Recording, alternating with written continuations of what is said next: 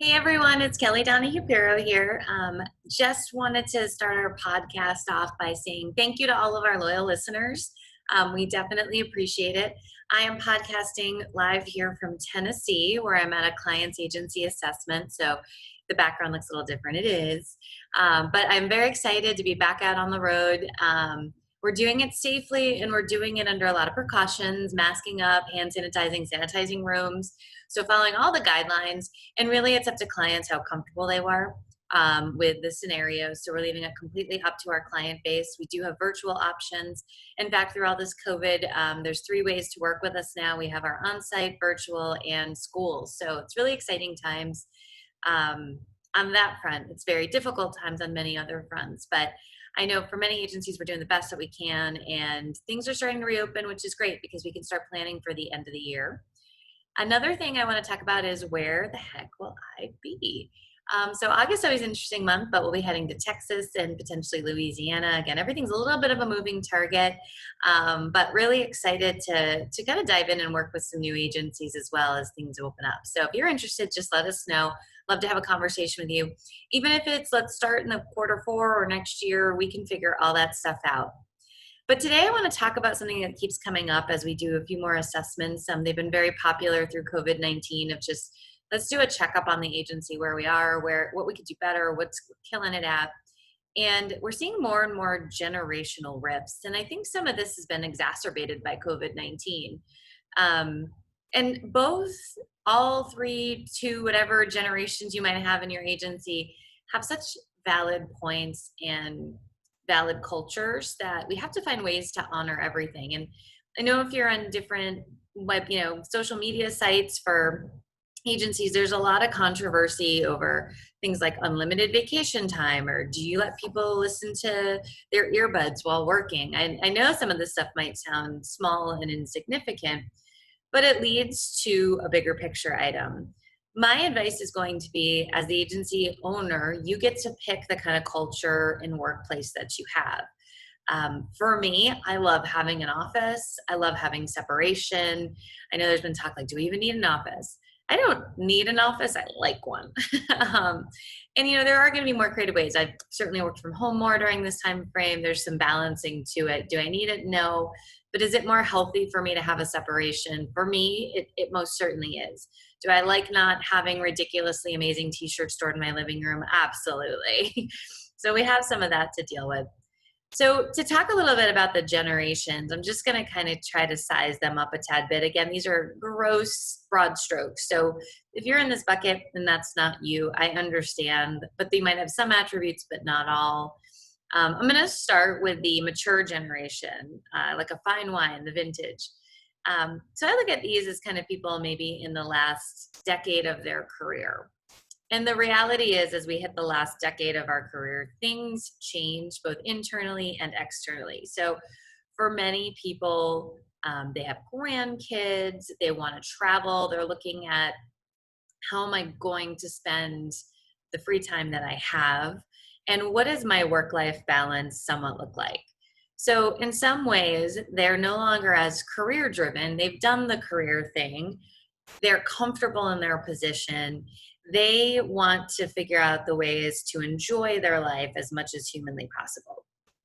And so sometimes what this causes, the plus side, well, let's start plus side. Plus side is so much wisdom, so much knowledge, and just literally like sometimes insurance encyclopedias or knowledge on the accounts, just literally it's something that's very hard to replicate, let's say that, and should be honored. The downsides and the things that we have to be tactful but still work through are sometimes there's the aversion to technology. I'm at an assessment and people say, well, you can't teach an old dog new tricks, or technology is not my thing. And I really struggle with that for the simple reason of, that's like saying we have a new carrier. Well, I'm only going to be here for a couple of years. I don't really want to learn it. And I think that while it is difficult sometimes to have, learn something new, it's difficult for me too, trust me. My best friend's 16-year-old son is like an iPhone whiz, and I feel like an old fart. But I also understand that some of it can make my life easier, and that the people I'm working for have probably treated me pretty good, and I want to honor the direction they're going in. So if you're in this bucket and agencies are putting new things like rocket referrals or text messaging or Indio, Broker Buddha, some of the new insure tech things, take a deep breath and say, okay, I get it. It's different. Maybe not all of my customers want to do things electronically, but there are some, and I'm going to learn it and I'm going to embrace it just for the simple fact that I want to leave this agency with my legacy.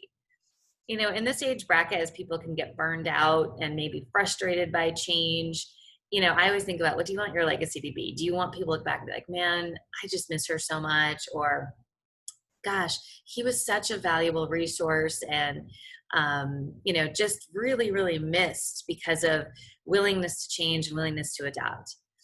In this age bracket, there's another thing that typically starts to kind of happen, which is, for many people, they might have been with the same agency for quite some time, long tenure, and the agency owner themselves is sort of starting to downgrade and retire. And a new generation might be coming in, and new generation is full of energy. And I've got to do this for the next 30 years, and we have to make this business, the way it was. And that can sometimes be a little alarming, disarming, because it's like, well, things are good the way they are. Like, this is the way we built it. But you have to be tactful and delicate in those situations. Everybody has to be a team player, but there is the idea we got to take that runway that next 30 years. And then there's the idea that we have another scenario here honoring the past. But what I'm going to ask that generation, the vintage, mature generation, is to keep an open mind and think about legacy. How do you want to leave your mark on the industry in this agency? If you want to go out burned out and frustrated, that's definitely your choice. But I think that if you open up their thoughts and minds and say, hey, I know this automation thing is different, but let me check it out. Like a great example, automated emails. Sometimes people will come back, what is this? What is this? I didn't send this. My client didn't know it. And maybe the client has a question, and what ends up being a very simple blip on the radar screen for someone in their 30s or 40s is like, oh, it's an automated email. It's not a big deal. Hundreds of them have gone out. We've had one complaint. It's cool. The older generation's very hands-on and very relationship-driven, very, very boutique-y, customized.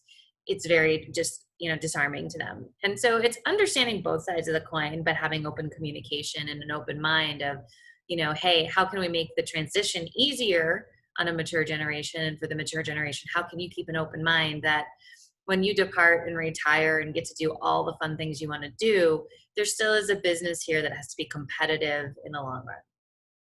Then there's the in-betweener generation of, working moms. Maybe the kids are still in the house, lots going on, need the job, want the job, and they're going in a million different directions. Technology tends not to be as big of a struggle for them.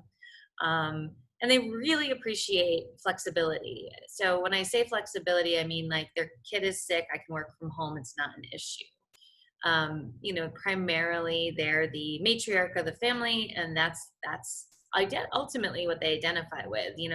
Being in insurance is part of their career, part of their identity, but they don't go to a cocktail party and talk about, where's your auto insurance? They go talk about, their kid's soccer game. And so in this generation, it's great because they have enough experience, and they also have the tech capabilities that many agencies are striving for. And they're stretched thin. They're stretched thin at home, they're stretched thin in the office. So this is a huge opportunity for agencies. Appreciation, gratitude, words of affirmation. Cups are empty in that bucket a lot of times. And so you want to do as much as you can to fill them up and listen. And identify very clearly when stressful times will happen. So being short-staffed, high vacation time, influx of a whole bunch of new stuff. A lot of times, they're just gonna kind of put their head down and do it, but this leads to some anger, resentment, snarkiness. And I think that what they're asking for is for leadership to identify and say, I know it's crazy, this is our plan. They're typically kind of just can see an inch in front of their nose most days. And so they need that strong managerial leadership background to kind of come in and say, I get it. You know what? Take 2 hours off. They're not going to ask for it a lot of times. If they do, honor it because it's a demand almost at that point. So really great, but Some things that can rub them the wrong way are you want them to do a lot of after hours activities. Sometimes, not all the time, sometimes it's fine. You're really looking for them to keep piling things on without some kind of, this is what we're doing, we're taking this away and we're adding this. Just because they tend to have every minute of every day blocked up, and this is both personally and professionally. Then there's the, new generation. You can call them all sorts of different things, but this generation coming up, I think it's different, but we've all been different. My generation was different, and we got hit with when I graduated, a terrible economy, which made us all grow up kind of fast. Things going on in the world are making people grow up kind of fast in some ways and slowing them down in others. But they've never been the generation that needed to be on time. And I say that kind of tongue in cheek, but it was, kind of stroll in, do your thing, much more casual attire. A lot of things for them are ideals and philosophies. And some of it is just not having as much of those points of that wisdom reference of the mature generation of seeing ups and downs and stomaching them. They're very idealistic, like everybody should be on tech. Why don't we have texting for everybody? And they don't kind of maybe understand some of the ways of the world. Like I like to say, their sunglasses are the way the world looks. So everybody thinks the same and is the same, and that's a little tough to deal with sometimes. If you're in this age bracket, my advice to you is butter up to that mature generation that has so much knowledge. Get the mentorship, and it might not be comfortable at first. But you have to look at it like a college class of an experiment of what makes them tick, what do they have, what are their skill sets, how do they build those relationships over the phone and things like that, and try to round out yourself. And I've always been a big advocate of it, like I'm not the best at math, but I work at it.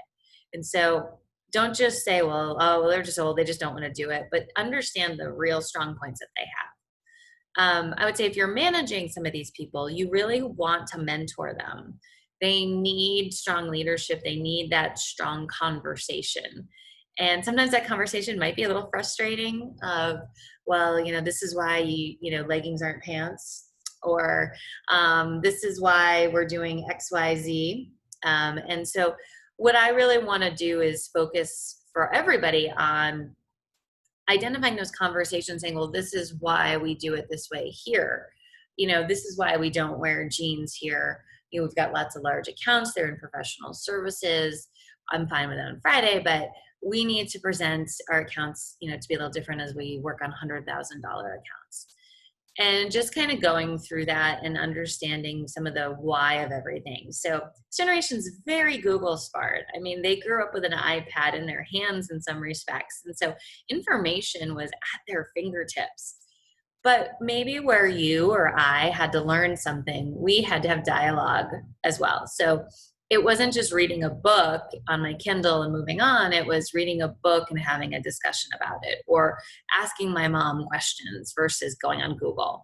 And so they're filled with all sorts of information, but just like us, they tend to seek out information that confirms their situation. So kind of work through all the different generations. I mean, there's so much value. And I do think with COVID-19, there will be a lot of people looking for very stable industries to be in. No one likes to be in volatility, especially when it affects their paycheck or their future and setting backwards. And so I do think that we're going to see some great talent come into this workspace, especially if your agency is open to more flexibility of work from home sometimes or all the time. I mean, these are just great, great, great ways that you can attract some people that maybe never would have thought about insurance. But when the economy goes downhill, people look around like some of the most stable stuff out there is insurance. And I think we're going to see that. And I think depending on the generational bracket, we're going to have ways to adapt and adopt those strategies. So that's my message on this podcast. I hope you guys have a great day. Hope everyone's out there safe and surviving COVID. And I hope that as we go into the second half of this year, we all start re-engaging with true plans for our business. We know COVID's going to be here for a while, although I didn't think so in the beginning, but I've been wrong the whole time. So I am the least, maybe if I say it's going to be here for a while, it clears itself up much faster. I just want to say, like, it's time. businesses cannot just kind of operate under survival COVID mode forever. And we're learning more and more about this virus of how to make it work for us. And so when you see a lot of things out there on the internet or in groups, I think you just take a big old deep breath and say, well, what's going to work for us? And once you get that answer, that's your answer. And don't get swayed by, some of the chatter of what might work for another agency, because we're all unique businesses and we all get to pick our destiny. And that's the cool part. So anyway, stay safe and we'll see you next month on our next podcast.